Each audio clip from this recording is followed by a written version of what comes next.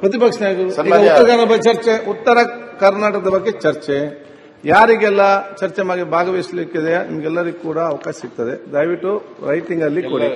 ಈ ಕಡೆ ಆ ಕಡೆ ಎರಡು ಕಡೆ ಕೂಡ ಯಾರಿಗೆ ಬೇಕು ಒಬ್ಬರ ಚೀಟಿ ಕಲಿಸಿ. ನೀವು ಚೀಟಿ ಕಲಿಸಿ ಲಾಸ್ಟ್ ಮೀಟಿಂಗ್ ಒಂದು ನ್ಯೂಟನ್ಗೆ ಸಡನ್ ಐಡಿಯಾ ಬಂದಾಗ ನಾನು ಕೈ ಎತ್ತಿದ್ದ ನನಗೆ ಇಲ್ಲಿ ಕೊಡ್ಲಿಕ್ಕೆ ಆಗುದಿಲ್ಲ. ಸನ್ಮಾನ್ಯ ಅಧ್ಯಕ್ಷರೇ, ಅವಕಾಶ ಕೊಟ್ಟಿದ್ದೀರಾ, ಧನ್ಯವಾದಗಳು.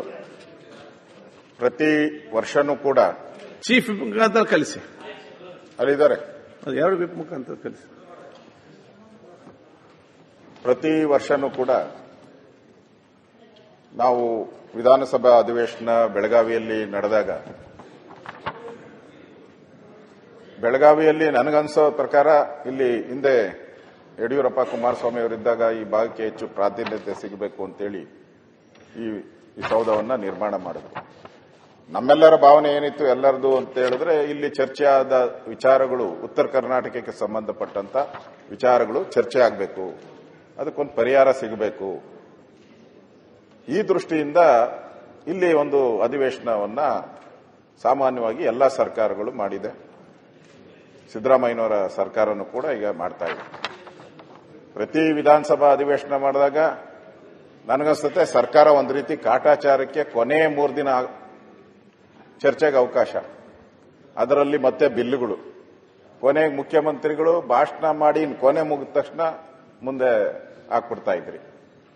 ಸರಿಯಾದಂತ ಚರ್ಚೆಗೆ ಅವಕಾಶ ಸಿಗ್ತಾ ಇರಲಿಲ್ಲ. ಅದಕ್ಕೋಸ್ಕರ ನಾನು ಈ ಬಾರಿ ಕಳೆದ ವಾರ ನಮ್ಮ ಸಭೆಗಳಾದಾಗ ನಮ್ಮ ಬಿಜೆಪಿ ಮತ್ತು ಜೆಡಿಎಸ್ ಸಭೆ ಆದಾಗ ಚರ್ಚೆ ಮಾಡಿದ್ರಿ, ಇದನ್ನ ಮೊದಲೇ ತಗೊಬೇಕು, ಮೊದಲ 2 ದಿನನೇ ಇದಕ್ಕೆ ಚರ್ಚೆಗೆ ಅವಕಾಶ. ನಾನು ತಮ್ಮಲ್ಲಿ ವಿನಂತಿ ಮಾಡ್ತೀನಿ, ಯಾರ್ಯಾರು ಉತ್ತರ ಕರ್ನಾಟಕದ ಸದಸ್ಯರು ಅವ್ರಿಗೆ ಆದ್ಯತೆಯನ್ನ ಕೊಡಿ.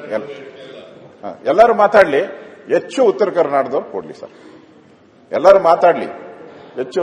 ಯಾಕಂದ್ರೆ ಬೇರೆಯವರು ಮಾತಾಡಿದ್ರೆ ಮತ್ತೆ ಹಳೆ ಜಿಲ್ಲೆಗೆ ಬಂದ್ಬಿಡುತ್ತೆ, ಅದರಿಂದ ಬೆಳಕು ಚೆಲ್ಲಕ್ಕೆ ಕಷ್ಟ ಆಗ್ತದೆ. ಅದಕ್ಕೆ ಉತ್ತರ ಕರ್ನಾಟಕಕ್ಕೆ ಅಲ್ಲಿರುವಂತ ಎಲ್ಲಾ ಶಾಸಕರು ಮಾತಾಡಕ್ಕೆ ತಾವು ಅವಕಾಶ ಕೊಡಬೇಕು. ಅದು 1 ದಿನ ಆಗಲಿ 2 ದಿನ ಆಗಲಿ, 3ನೇ ದಿನ ನಾನು ಆಗ್ರಹ ಮಾಡ್ತೀನಿ ಸರ್ಕಾರಕ್ಕೆ, 3ನೇ ದಿನ ಮುಖ್ಯಮಂತ್ರಿಗಳು ಉತ್ತರ ಕೊಟ್ರೆ ಒಳ್ಳೇದು. ಅದಕ್ಕೊಂದು ಅರ್ಥ ಬರ್ತೈತೆ. ಇನ್ಮೇಲೆ ಈ ತರ ಅಧಿವೇಶನ ನಡೆದಾಗೆಲ್ಲಾನು ಕೂಡ ಅದೊಂದು ಸಂಪ್ರದಾಯ ಆಗ್ತೈತೆ. ಸಂಪ್ರದಾಯ ಆದ್ರೆ ಅದು ನಿಮ್ಮಿಂದಾನೇ ಪ್ರಾರಂಭ ಆಗಲಿ, ಸಂಪ್ರದಾಯ ಆದ್ಯತೆ ಅಂತ ಗೊತ್ತಾಗ್ತೈತೆ. ಈ ಜನಕ್ಕೂ ಒಂದು ಪದೇ ಪದೇ ನಾವು ಇಲ್ಲಿ ಚರ್ಚೆಗಳೆಲ್ಲ ನಡೆಯೋದು ಉತ್ತರ ಕರ್ನಾಟಕದ ಬಗ್ಗೆನೇ ಚರ್ಚೆಗಳು.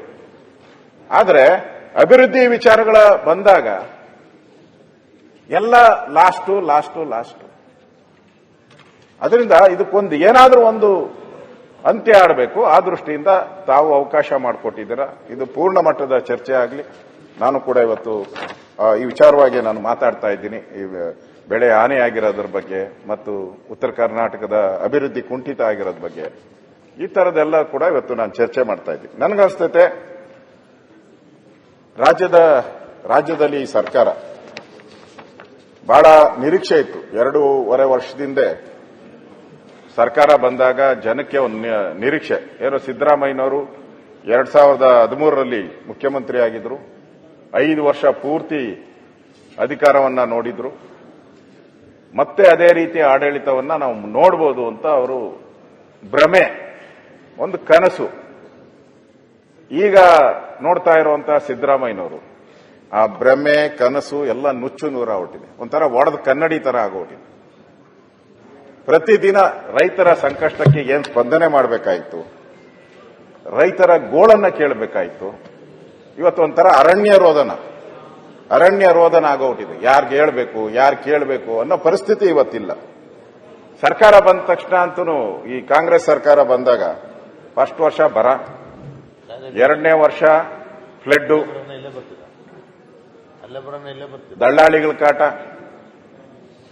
3ನೇ ವರ್ಷಕ್ಕೇನೋ ಕಾಲಿಟ್ರಿ, ಬರಾನೂ ಹೋಯ್ತು, ಫ್ಲಡ್ ಹೋಯ್ತು ಅಂತ ಹೇಳಿದ್ರೆ ಈ ಬಾರಿ ಅಧಿಕಾರದ ಕಿತ್ತಾಟ, ಚೇರ್ ಕಿತ್ತಾಟ. ಇದರ ಮಧ್ಯೆ ಈ ಭಾಗದ ಉತ್ತರ ಕರ್ನಾಟಕದ ರೈತರು ಒಂದು ರೀತಿ ತಮಗೂ ಗೊತ್ತಿದೆ, ಎಲ್ಲ ಕಡೆ ಧರಣಿ ಹೋರಾಟ ಇವೆಲ್ಲ ಪ್ರಾರಂಭ ಮಾಡಿದ್ದಾರೆ. ಯಾವ ಸರ್ಕಾರ ಈ ಭಾಗದ ಜನರ ಕಣ್ಣೀರನ್ನು ಒಡಿಸಬೇಕಾಯಿತು, ಅವರ ಕಣ್ಣೀರಿಗೆ ಪರಿಹಾರವನ್ನ ಕೊಡಬೇಕಾಯಿತು, ಅದೇ ಸರ್ಕಾರ ರೈತರ ಕಣ್ಣಲ್ಲಿ ರಕ್ತ ಬರೆಸ್ತಾ ಇದೆ. ಕಣ್ಣೀರಿನ ಜೊತೆ ರಕ್ತ ಬರುವಂತ ಪರಿಸ್ಥಿತಿಯನ್ನ ನಾವು ಇವತ್ತು ನೋಡ್ತಾ ಇದ್ದೀವಿ. ಅದರಿಂದ ಇವತ್ತು ಇಡೀ ರೈತ ಸಮುದಾಯ ಬೀದಿಗಿಳಿದು ಹೋರಾಟ ಮಾಡ್ತಾ ಇದೆ. ಅದಕ್ಕೆ ಮಂತ್ರಿಗಳು ಹೋಗಿದ್ರು, ಹೋರಾಟ ಆಯಿತು. ಅದನ್ನ ನಾನು ಮುಂದೆ ಹೇಳೋನಿದ್ದೀನಿ. ಈ ಗಮನದಲ್ಲಿಟ್ಕೊಂಡು ನಾವು ಈ ಸರ್ಕಾರ ನಮ್ಮಲ್ಲಿ ಸುಮಾರು 86.81 ಲಕ್ಷ ರೈತ ಕುಟುಂಬಗಳಿದೆ. ನಮ್ಮ ರೆವಿನ್ಯೂ ಇಲಾಖೆ ಕೊಟ್ಟಿರೋ ಅಂಕಿಅಂಶದಲ್ಲಿ 86.81 ಲಕ್ಷ. ನೀರಾವರಿಗೆ, ಮಳೆ ಮತ್ತು ನೀರಾವರಿಗೆ 118.5 ಲಕ್ಷ ಹೆಕ್ಟೇರ್ ಪ್ರದೇಶ ಇದೆ. ಸುಮಾರು ನಮಗೆಲ್ಲರಿಗೂ ಗೊತ್ತಿರಂಗೆ 70% ಜನ ರೈತಾಪಿ ಕುಟುಂಬದಲ್ಲಿ ಬಂದವರು, ರೈತರ ಮನೆ ಕುಟುಂಬದವರು ಅಂತ ನಾವು ತಿಳ್ಕೊಂಡಿದ್ದೀವಿ. ಈ ಸರ್ಕಾರ ಮಾತಿಗೆ ತಪ್ಪಿದೆ ಅಂತ ನಾನು ಯಾಕೆ ಹೇಳ್ತಾ ಇದ್ದೀನಿ ಅಂತ, ಈ ಸರ್ಕಾರನೇ ಒಂದು ಕೃಷಿ ಇಲಾಖೆ ವಾರ್ಷಿಕ ವರದಿ 2024-25 ಒಂದು ವಾರ್ಷಿಕ ವರದಿಯನ್ನು ಬಿಡುಗಡೆ ಮಾಡ್ತಾರೆ ರಾಜ್ಯ ಸರ್ಕಾರ. ಅದರಲ್ಲಿ ನಮ್ಮ ದೃಷ್ಟಿ ಏನು,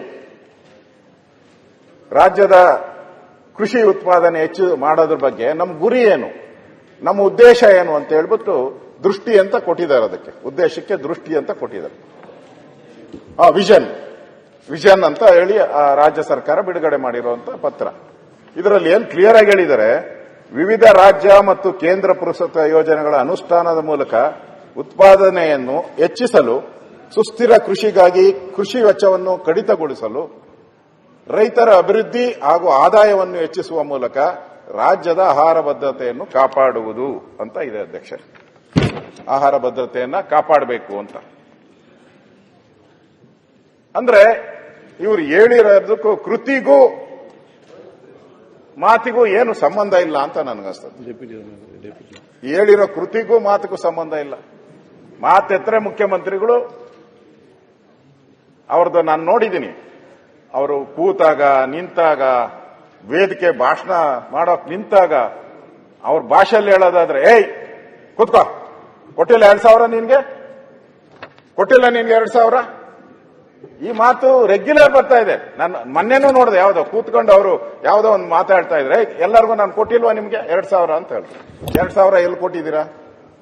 ಅದೇ ಗಂಡನ ಜೋಬಿಗೆ ಎಣ್ಣೆ ಹೊಡಿತಾ ಇದ್ದ ಪಾಪ, ಗಂಡನ ಜೋಬಿಗೆ 2,000 ಟ್ಯಾಕ್ಸ್ ಹಾಕಿದ್ರಿ. ಆ 2,000ನ ಪಾಪ ಹೆಣ್ಮಗಳು ಕೊಟ್ರಿ. ನಿಮ್ ಕೈಯಿಂದ ಏನ್ ಕೊಟ್ರಿ? ಅದರಲ್ಲಿ ಅಂಕಿಅಂಶ ಕೊಡ್ತೀನಿ ನಾನು, ಬೇಕಾದ್ರೆ ಅಂಕಿಅಂಶ ಕೊಡ್ತೀನಿ. ಎಷ್ಟು? 50 ರೂಪಾಯಿ 60 ರೂಪಾಯಿ ಒಂದು ಕ್ವಾರ್ಟರ್ಗೆ ಜಾಸ್ತಿ ಮಾಡಿದ್ದೀರಾ. ಒಂದು ಕ್ವಾರ್ಟರ್ ಕುಡಿದ್ರೆ ಪರವಾಗಿಲ್ಲ, 2 ಕ್ವಾರ್ಟರ್ ಕುಡಿಯೋನು ಇನ್ನೂ ಜಾಸ್ತಿ ಕೊಡ್ತಾನೆ. ಅಂದ್ರೆ ಸಿದ್ದರಾಮಯ್ಯನವರು ಎಷ್ಟು ಹುಷಾರು ಅನ್ನೋದಕ್ಕೆ ಇದೊಂದು ಎಕ್ಸಾಂಪಲ್. ಅಲ್ಲೇ ಉತ್ಪತ್ತಿ ಮಾಡಿ ಅವ್ರ ಮನೆಗೆ ಕೊಟ್ಬಿಟ್ರು. ಅವ್ರ ಮನೆಯಲ್ಲೇ ಉತ್ಪತ್ತಿ ಅಲ್ಲೇ ಕೊಟ್ರು. ಗಂಡನಿಂದ ಹೆಂಡತಿ ಕೊಡೋ ಬಿಜೆಪಿ ಕಾಲದಲ್ಲಿ ಬಾಟು ಕುಡಿತಿರ್ಲಿಲ್ವಾ? ನಾನು ವಿರೋಧ ಪಕ್ಷದ ನಾಯಕರೇ, ಕೂತ್ಕೊಳ್ಳ, ಬಿಜೆಪಿ ಕಾಲದಲ್ಲಿ ಬಾಟಲಿ ಕುಡಿತಿರ್ಲಿಲ್ವಾ? ಕುಡಿತಿದ್ರೆ ಇಲ್ವಾ ಜನ? ಆಗ್ಲೂ ಇಷ್ಟೇ ದುಡ್ಡು ಬರ್ತುತ್ತೆ ಇಲ್ವಾ? ಮೊದಲೇ ತೀರ್ಮಾನ ಆಗಿದೆ. ಮುಖ್ಯಮಂತ್ರಿ ಅಧ್ಯಕ್ಷರೇ, ಉತ್ತರ ಕರ್ನಾಟಕ ಚರ್ಚೆ ಆಗುವಾಗ ಉತ್ತರ ಕರ್ನಾಟಕಕ್ಕೆ ನಾವು ಉತ್ತರ ಕರ್ನಾಟಕ ಕುಡಿತಾರೆ. ಅವ್ರು ಕೇಳೋಷ್ಟು ತಾಳ್ಮೆ ಇರ್ಬೇಕು ಸರ್. ಸನ್ಮಾನ್ಯ ಅಧ್ಯಕ್ಷರೇ, ಅಲ್ಲ ಮಾತಾಡಿ ಹೇಳೋದಕ್ಕೆ ತಾಳ್ಮೆ ಇಟ್ಕೊಂಡಿರ್ಬೇಕು. ರಿವೈಂಡ್ ಮಾಡಿ ಸರ್. ನೀವು ಮಾತಾಡಿದಷ್ಟು, ನೀವು ಟೀಕೆ ಮಾಡಿದಷ್ಟು ಯಾರು ಇದ್ದಾಗ ಅವ್ರು ಭಾಷಣ ನೀವು ಮಾತಾಡಿದ್ರೆ ನಾವೇನು ಮಾತಾಡಲ್ಲ. ನಾವು ಮಾತಾಡಿದ್ರೆ ನೀವೇನು ಮಾತಾಡ್ಕೊಡ್ದು ನೋಡ್ರಿ. ನಾವು ಮಾತಾಡುವಾಗ ನೀವು ಮಾತಾಡ್ಕೊಡ್ದು, ನೀವು ಮಾತಾಡುವಾಗ ನಾವು ಮಾತಾಡ್ಕೊಡ್ದು. ಏನಾರ ನಾವು ವಾತ್ಸಾರಿ ಮಾಡಿದ್ರಲ್ಲ, ನಿಮ್ಗೆಲ್ಲ ಕೇಳಿದ್ರೆ 2 ದಿವಸ ಕೊನೆ ನಾವು ವೈಟ್ ಪೇಪರ್ ಡಿಮ್ಯಾಂಡ್ ಮಾಡಿದ್ರೆ ನಮ್ಮನ್ನು ಮಾತಾಡಕ್ ಬಿಡ್ಲಿಲ್ಲ. ನೀವು ಮಾನ್ಯ ವಿರೋಧ ಪಕ್ಷ ಮಾತಾಡಕ್ ಬಿಡ್ಲಿಲ್ಲ. ನೀವು ಬರೀ ಗಲಾಟೆ ಮಾಡಿ ಕೂಗಾಕೆ ಬಿಡ್ತೀರಿ. ಮಾನ್ಯ ವಿರೋಧ ಪಕ್ಷದ ನೀವು ಅದೇ ಮುಖ್ಯ ಕೇಳಿ ನಾವು ನಾಯಕರು ನಮ್ಮ ಬಡವರ್ಗ ಅವಮಾನ ಮಾಡ್ತಾ ಇದ್ದಾರೆ.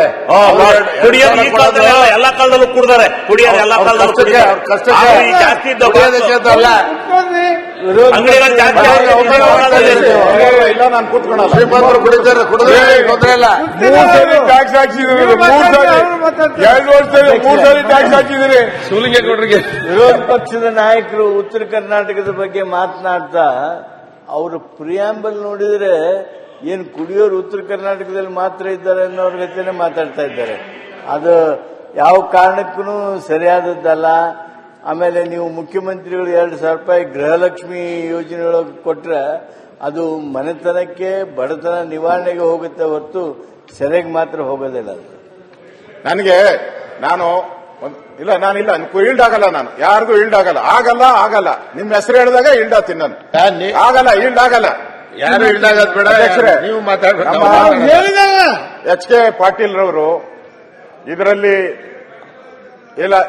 ಎಚ್ ಕೆ ಪಾಟೀಲ್ ಅವರು ಅವ್ರು ಹೇಳಿದ್ದಾರೆ, ಸರ್ಕಾರನೇ ನಡೀತಾ ಇರೋದು ಅವರಿಂದ, ಹೇಳಿದ್ದಾರೆ, ಸರ್ಕಾರನೇ ನಡೀತಾ ಇರೋದು ಅವರಿಂದ. ಅವ್ರು ಹೇಳಿ ಉತ್ತರ ಕೊಟ್ಟಿದ್ದಾರೆ. ಮಾತಾಡ್ಲಿ ಬಿಡಿ, ಅವ್ರು ಮಾತಾಡ್ಲಿ, ಆಮೇಲೆ ಹೇಳುವಂತ ನೀವು ಅವಕಾಶ. ಅಧ್ಯಕ್ಷರೇ, ನಾನು ಅವ್ರಿಗೆ ಹೇಳ್ಬೋದು, ಅದೇ ಕುಡಿಯೋರ್ ಈಲ್ಡ್ ಆಗಿಲ್ಲ ಅವ್ರದ್ದು ಯಾವ್ದು ಇದೋಗ ಕಂಪೇರ್ ಟು ಲಾಸ್ಟ್ ಇಯರ್ ಈ ವರ್ಷ ಕಡಿಮೆ ಆಗಿದೆ. ಬೆಂಗಳೂರು ನಗರದಲ್ಲಿ ಕುಡಿಯೋರ ಸಂಖ್ಯೆ 1.6 ಜಾಸ್ತಿ ಆಗಿದೆ. ಎಲ್ಲೆಲ್ಲಿ ಜಾಸ್ತಿ ಆಗಿದೆ ಬೇಕಾದ್ರೆ ನಮ್ಗೆ ವ್ಯಾಪಾರ ವಹಿವಾಟು ಎಲ್ಲೆಲ್ಲಿ ಜಾಸ್ತಿ ಆಗಿದೆ ಎಲ್ಲಿ ಅಲ್ಲ, ನಮ್ಮಲ್ಲಿ ಕಡಿಮೆ ಆಗಿದೆ. ಇವ್ರ ಕಾನ್ಸ್ಟಿಟ್ಯೂನ್ಸಿ ಜಾಸ್ತಿ ಆಗಿದೆ. ಅಶೋಕ್ ಅವ್ರ ಕಾನ್ಸ್ಟಿಟ್ಯೂನ್ಸಿ ಅಲ್ಲಿ ಜಾಸ್ತಿ ಜನ ಕುಡಿತಾ ಇದ್ದಾರೆ ಕಳೆದ ವರ್ಷಕ್ಕಿಂತ. ಈಗ ಬೇಕಾದ್ರೆ ಸ್ಟ್ಯಾಟಿಸ್ಟಿಕ್ಸ್ ಉತ್ತರ ಕರ್ನಾಟಕದಲ್ಲಿ ಯಾವ ರೀತಿ ಸಿಗುತ್ತೆ ಹೇಳಿ ನೋಡೋಣ. ಅಲ್ಲ, ಕುಡಿಯೋರ ಸಂಖ್ಯೆ ಯಾವ ರೀತಿ ಕಂಡುಹಿಡಿಯಬಹುದು? ಉತ್ತರ ಕರ್ನಾಟಕ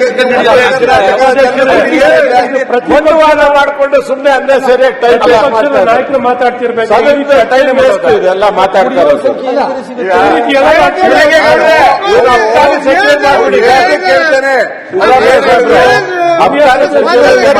ವಿಚಾರದಲ್ಲಿ ಹೇಳ್ತಾಗ ಕುಡಿಯೋರ ಜಾಸ್ತಿ ಆಗಿದೆ ಅಂತ ಹೇಳಿದ್ರೆ ಉತ್ತರ ಕರ್ನಾಟಕದಲ್ಲಿ ಕುಡಿಯೋರ ಸಂಖ್ಯೆ ಕಡಿಮೆ ಆಗಿದೆ ಅಂತ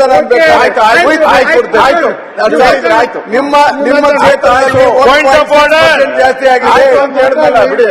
1.6% ನಿಮ್ಮ ಕಾನ್ಸ್ಟಿಟ್ಯೂನ್ಸಿಯಲ್ಲಿ ಕುಡಿಯೋರ ಸಂಖ್ಯೆ ಜಾಸ್ತಿ ಆಗಿದೆ.